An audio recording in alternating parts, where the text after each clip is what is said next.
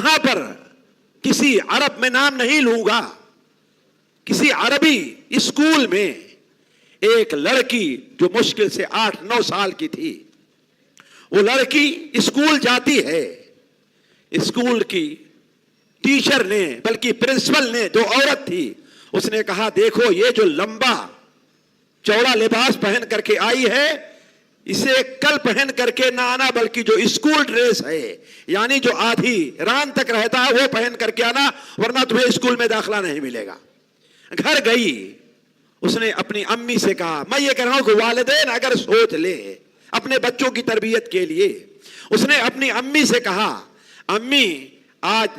مدیرہ نے، پرنسپل نے ہم سے یہ کہا ہے۔ کہا بیٹی لیکن مدیرہ نے تو یہ کہا ہے، لیکن آپ کا رب، آپ کا اللہ جو ہے یہ نہیں کہتا آپ کو،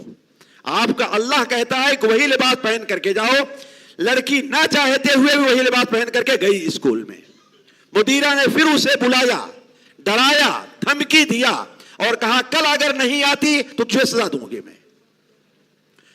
پھر بچی روتی ہوئی گھر پر آئی، اپنی والدہ سے بیان کیا۔ اس کی والدہ نے کہا بیٹی یہ بتاؤ کہ تم اپنے پرنسپل مدیرہ کی بات مانو گے یا اللہ کی بات مانو گی؟ تمہارے پرنسپل یہ بات کہہ رہی ہے لیکن تمہارا رب اس سے راضی نہیں ہے۔ نہ چاہتے ہوئے لڑکی تیسرے دن بھی اسکول جاتی ہے۔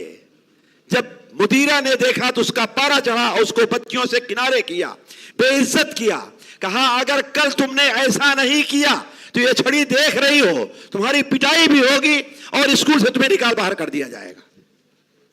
اب وہ گھر جاتی ہے، پھر ماں سے وہی بات کہتی ہے، لیکن ماں اسے یہی سمجھاتی ہے کہ بیٹی تمہاری استاد ضرور، تمہاری پرنسپل ضرور یہ بات کہہ رہی ہے، لیکن تمہارا رب یہ بات اس پر راضی نہیں ہے۔ نہ چاہتے ہوئے بھی بیٹی تیسرے یا چوتھے دن جب اسکول گئی اور مدیرہ نے اسے دیکھتے ہوئے فوراً نکالا اور چھڑی اٹھائی اور مارنے کے لیے جب کہا تو اس بچی کہتی ہے کہ پتہ نہیں میں آپ کی بات مانوں کہ اس کی بات، ان کی بات مانوں، پتہ نہیں، میں سمجھ نہیں پا رہی ہوں کہ میں آپ کی بات مانوں یا اس کی بات مانوں۔ اس نے کہا کس کی بات کر رہی ہے تو؟ کہتی اللہ کی بات کر رہی ہوں میں۔ لڑکی کی زبان سے یہ الفاظ نکلنے تھے کہ پرنسپل کے ہاتھ سے چھڑی گر گئی کہ کس کا نام لے لیا اس نے، اور اس نے فوراً اس کی والدہ کو بلایا اور کہا کہ آج آپ کی بیٹی نے مجھے وہ نصیحت کی ہے کہ آج سے پہلے مجھے یہ نصیحت کسی نے نہیں کی تھی۔ تو اصل کہنے کا مطلب یہ ہے ساتھیوں کہ اللہ تبارک و تعالی کی اگر اہمیت دل میں بیٹھائی جائے، ایمان کے اقدار اگر ہم اپنے بچوں کے دل کے اندر بیٹھا دیں تو جیسا کہ شیخ نے اس سے کہا تھا، دنیا کی کوئی طاقت انہیں گمراہ نہیں کر سکتی، کوئی طاقت گمراہ نہیں کر سکتی ہے۔ دوسری بات